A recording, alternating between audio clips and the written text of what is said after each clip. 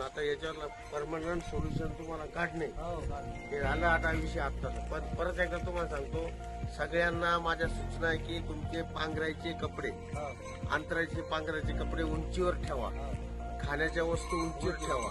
परत 10 दिवस red alert दिलेला आहे. आपल्याला परत मैदानात आम्हाला उतरावं लागेल की काही प्रॉब्लेम आला तर आपल्याला हे सगळं जर शिफ्ट करावं लागेल, रेस्क्यू करावं लागते. आणि मग जेवणा खावण्याचं आता काय परिस्थिती ती सांगा, त्याच्यावर ती व्यवस्था करता येईल. आज सर नमस्कार. सर इकडं नुकसान खूप झालंय, अंतरवली असलेलं शिवपुरी झालं. तर आपल्याकडून काही यंत्रणा इकडं तहसीलदारांना इन्स्ट्रक्शन देऊन